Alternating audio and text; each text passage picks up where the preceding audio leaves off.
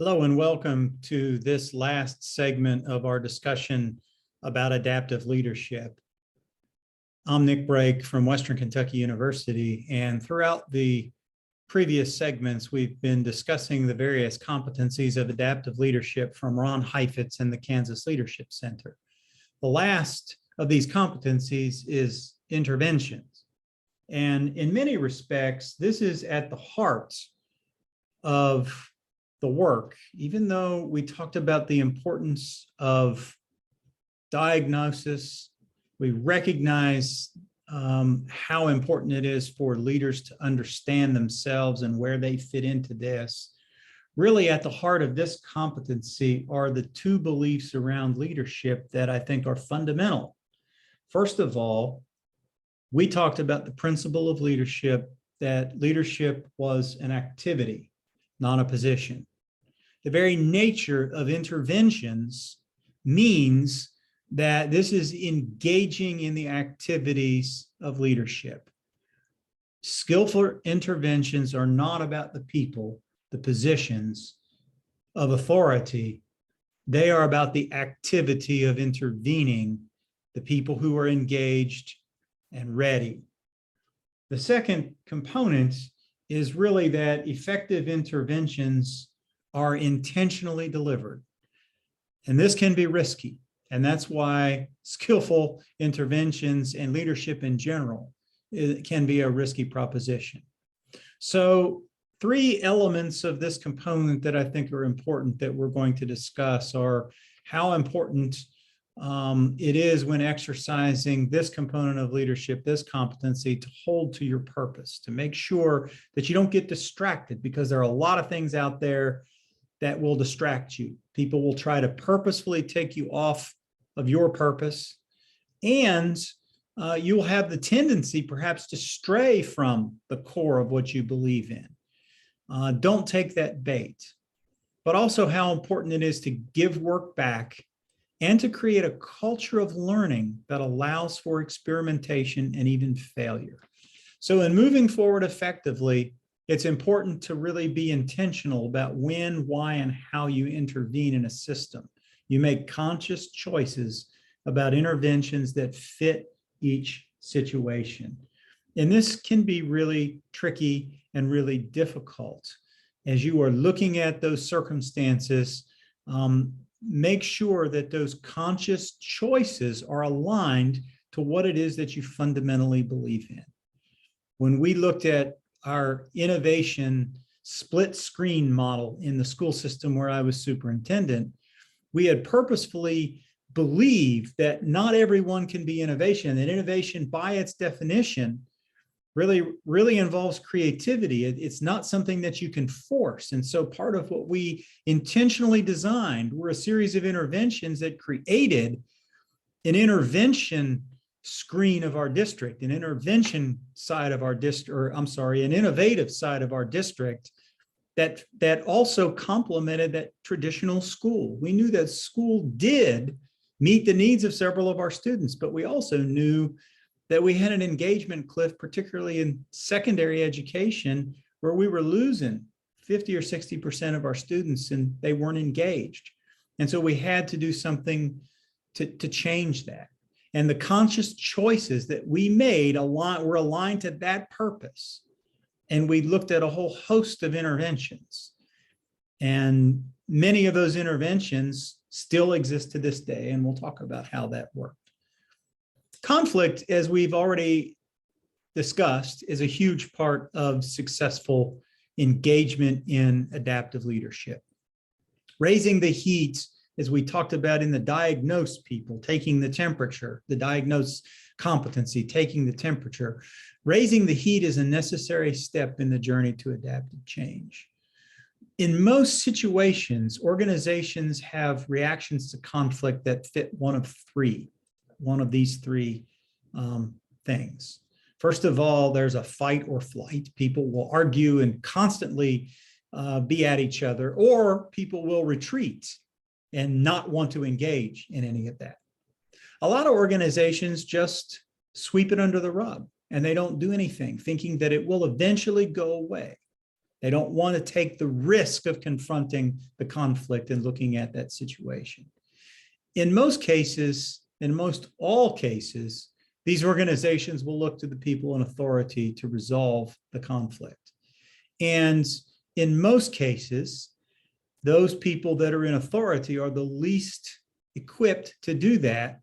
And where they do try to do it, as we've already discussed, they typically won't be successful because they will try a quick win-win and often not really look at the issue adaptively. They'll look at it more technically. This quote by Roman Emperor Marcus Aurelius speaks to me because as we've looked at these kind of situations, and I've dealt with these kind of situations in multiple leadership roles, oftentimes that impediment to action advances action. What stands in the way becomes the way. With our secondary schools, before we began to initiate these innovation programs, even before we started having the discussions about the adaptive challenge of engagement and the engagement cliff that our secondary students faced, we had the penultimate conflict of having one of our secondary schools finish dead last on the state test. That conflict became at first an impediment to action, but eventually using that conflict, as Heifetz likes to say, orchestrating that conflict ultimately became the way. It ultimately allowed us to move forward successfully. And so good leaders don't shy away from conflictual situations. Good leaders will use those situations effectively. They will orchestrate conflict where necessary. This is a really good chart used by Heifetz in the Kansas Leadership Center, folks, where we talk about the whole heat-time conundrum. There is, as we've talked about, this productive zone. If the issue is too cool, people aren't going to be very engaged in it. There's not going to be a lot of purpose or progress made. If the issue is too hot, you hit that limit of tolerance. You can see most technical issues will get hot really fast, but then ultimately experts will come in, they'll read the manual and deploy the necessary change. When the internet goes out during the global pandemic and you don't have the technical capacity to actually have school brought into the homes of everybody, that people got real hot real fast, but eventually things were figured out. The technical expertise was deployed to get things taken care of, and eventually things died down. Adaptive challenges take a little longer, as we've talked about, and you are focusing on progress. And so adaptive challenges, you want to try to keep those issues in this productive zone between the threshold of learning and the limit of tolerance. And it is when issues are in this zone that you can see progress, purpose, and engagement around making change. The issue that I just shared about the test scores at the high school at first became an issue that was above the limit of tolerance. But very gradually, as we began to use that conflict effectively to deploy some ideas and begin to experiment and engage multiple stakeholders around how we were going to move forward with multiple plans or multiple interventions, we began to hit that productive zone. And you began to keep that issue in front of everyone very effectively. Adaptive challenges are, as we've talked about, the issue of loss. That people may not like change, but they don't like change because they fear loss. And so communicating your values in hopes of connecting with people, speaking honestly about what you care about, and connect to what others care about. Having that opportunity to really speak from the heart, I think, is very important, because it's technical challenges live in the heads of people, whereas adaptive challenges live in their hearts. And so appealing to the head isn't always going to get the job done with adaptive change. Appealing to the heart will more often than not begin to ramp up the appeal. And that honesty from leadership, I think, is really important when you're dealing with these kind of challenges. It's also important that we've discussed over and over again the challenges of leadership and authority. And of course, authority alone can't solve problems. So it involves engagement of others, as we've seen in our last competency. And Heifetz is fond of using the words give work back. And there's a difference between giving work back. Giving work back isn't like delegating, saying you will do this, this, and this. Giving work back is sharing the responsibility of leadership. Giving work back is building capacity in people to allow them to exercise leadership in ways that they wouldn't ordinarily exercise leadership. As we've discussed, adaptive challenges, there is no capacity that's built. There's no manual that's been written to solve these kind of challenges. These challenges require learning, and these challenges require making progress through experimentation. Oftentimes, particularly in the world of education, I've found that people are desensitized or sensitized to failure. And so creating a culture that desensitizes people to failure, I think, is important. The innovation grants that I mentioned as a way to get people to embrace the idea of being an innovative school district and seeding innovation classroom by classroom, we recognized that these were experimental, and we had to do some work with the board to help them understand that some of this money was going to be spent and maybe some of it was going to be more successful than other things. But allowing people permission to fail is not something we take very lightly in education. But it's important to note that you can't really make progress on adaptive challenges without the stomach to experiment, to fail, learn, and repeat. And so progress is only made through this kind of experimentation.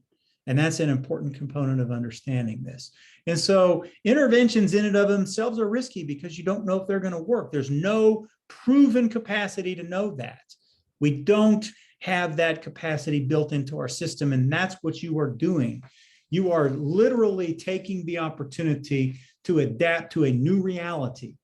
And you are, as we as a society are experiencing an extraordinary period of change and uncertainty, leadership is the educative process, and learning new ways and unlearning old ways, developing new capacities, clarifying value judgments and how we relate to one another and how we orient to power. To lead is to choose. And that's where interventions are an important component, and encouraging others to exercise leadership. This is where you get into the issue of purpose versus strategy. And many times people do their strategic plans and it's written in the plan, so they go by the plan. But ultimately, some of those strategies can move off course and even not be successful and even move you away from purpose. And so it's important to skillfully pick the battles and patiently avoid the distractions to make progress on those challenges. When we built our innovation structure, when we built our split screen and our innovation model of schools, we saw this very thing where people would come at us wanting us to do this or that, and wanting a school dedicated to this, and wanting us to sort of expand and do too much that would have taken us away, and that would have really diverted our strategy. It might have fit our strategy, but it didn't fit our purpose. And so maintain focus on what you value, maintain that purpose, hold to purpose, don't hold to strategy. And so raising the heat is one of those things that is really important, and skillful leaders understand ways that they can do that. Sometimes just their very presence, if it's a person of authority, like a superintendent or a central office person, you can ratchet the heat by just being in certain circumstances and certain situations. Sometimes it's saying what others will not say or disrupting norms. The innovation work was all about disrupting norms, particularly all the norms that exist in a high school and in secondary education. Articulating the obvious sometimes does the job, but always offering the tough interpretations. It was really hard for our secondary people to hear that about 60% of our students weren't adequately engaged, that they were the engagement cliff, that they were reaching less than half of our students effectively. That's a tough interpretation that's hard for a high school teacher to hear. But also speaking to the heart, helping them understand, giving them a story about your circumstances as a student or your experiences with children and the like. Sometimes silence, sometimes just being there and letting the group stew and having to wonder who should say what raises the heat. And a lot of times just naming the elephant in the room, just saying it, that high school doesn't meet the needs of our students and this high school is not doing this job. Sometimes that's all that has to be said. So raising the heat is very skillful, and this is a good way to help you figure out how to do it. Just like this, this is a very good tool for understanding the difference between purpose, strategy, and actually the action steps and the tactics that you're using, and looking at things that are high, medium, and low purpose in your organization, your district, your community. And then how you give the work back, who does what, and what that really means, not just delegation and a list of who gets to do what, but how you actually cede control and you cede the purpose and the role of leadership to people that aren't you. And that's really hard for people in leadership roles to take into consideration. And so as you act experimentally, it's important to understand that this is just the penultimate phase of the overall element of adaptive work, starting with diagnose, going back all the time to re-diagnose and look at situations, but also understanding your role and the evolving nature of where you fit into this situation, the conflicts, and your tolerance for experimentation and change, and how you continually engage those voices that are engaged in this type of work. Adaptive work is very challenging, but you'll find, I think, that as you look at these competencies, these are very common sense and straightforward ways to identify theories of change that can really make differences in organizations, school districts, and schools and communities. And looking at ways that you deploy people around the changes that matter the most, I think, are hugely important, because we go back and start with what we started, finish with what we started with, and that's that definition of leadership, mobilizing people to do difficult work, and understanding that the deficiencies that we see in leadership all across the board today are because people don't mobilize and they fail to take on the difficult challenges. They too often settle for technical solutions. They settle for benign interpretations. They settle for blaming individuals or political parties or others for things that are challenges that need to be embraced, where people need to be engaged and interventions need to be made. So I wish you the best as you go forth and mobilize people to do the difficult work of change in our communities, in our schools, in our society.